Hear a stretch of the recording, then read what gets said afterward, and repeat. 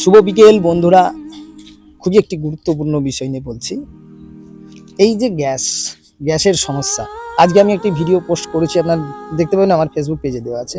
যে গ্যাসের সমস্যা হচ্ছে 45 দিন না হলে গ্যাস পাবে না বুকিং করে। তাহলে আমার একটি ছোট্ট প্রশ্ন হচ্ছে যে যারা খুব হাইফাই ফ্যামিলিতে, গ্রামের যারা মানুষ, তারা তো ধরুন উনুনে রান্না করে হয়তো কাটিয়ে নিচ্ছে। একটা গ্যাস কিন্তু 45 দিন কোনোদিন হয়নি, 1 মাস হারলি হয়, ঠিক আছে। প্রশ্নটা হচ্ছে যেসব হাইফাই ফ্যামিলি, তাদের যারা সেলিব্রিটি বা বড় বড় ফ্যামিলির কথা আমি বলছি, তাদের তো গ্যাসের উপরেই নির্ভর সব কিছু। তো তাদের গ্যাসগুলো কোথা দিয়ে যোগান আসছে? তারা কি 45 দিনের মধ্যে বুকিং করছে না? তাদের গ্যাসগুলো আসছে।